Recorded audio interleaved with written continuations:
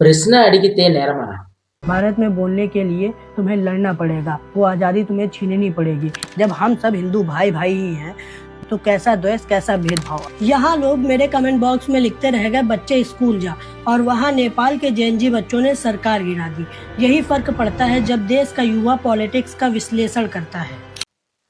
ఒక ఆలోచన కొంతమంది అడుగుతున్నారు, అశ్వమిత్ గౌతమ్ ఏం ప్రశ్నించాడు అని.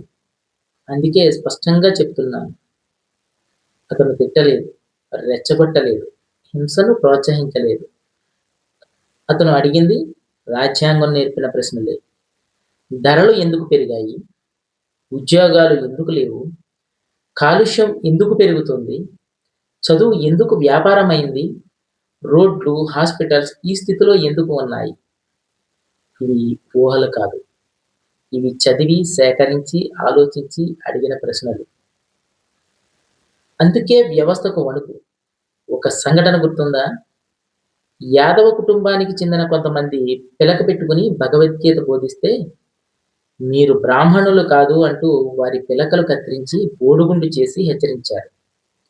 అప్పుడు అశ్వమిత్ అడిగిన ప్రశ్న చాలా సింపుల్. హిందువులందరూ సోదరులే అయితే భగవంతుడి పేరు చెప్పే హక్కు కొంతమందికే ఎందుకు? ప్రసాదం ప్లేట్లలో ఉంటే మీరు మాత్రమే తినాలనుకుంటే బ్రదర్‌హుడ్ మాట ఎక్కడ? ఇది ద్వేషమా? లేదా అసౌకర్యమైన నిజమా? మరొక ప్రశ్న, దేశాన్ని నడిపించాల్సిన పీఎంలు, సీఎంలు సైన్స్, టెక్నాలజీ గురించి మాట్లాడకుండా బాబాల దగ్గర సాగిలపడితే ఇది నేషనల్ బిల్డింగ్ కాదు. ఇది మూఢనమ్మకాల మార్కెటింగ్ అని ఆయన అన్నాడు. ఇది ద్రోహమా? లేదా దేశం గురించి బాధపడడమా?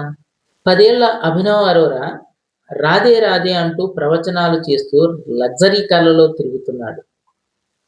అప్పుడు ఆయనకి అవార్డులు, రివార్డులు, పెద్దల చేతుల మీదుగా సత్కారాలు.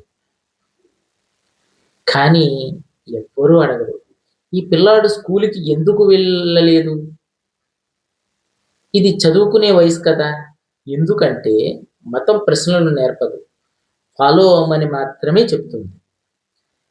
ప్రశ్నలు లేని చోట ప్రభుత్వానికి ఇబ్బంది ఉండదు.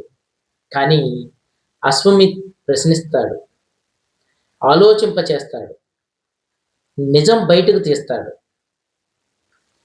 అందుకే కేసులు, బెదిరింపులు. ప్రశ్నించే పిల్లాడు ప్రమాదం కాదు, ప్రశ్నించని సమాజమే అసలు ప్రమాదం.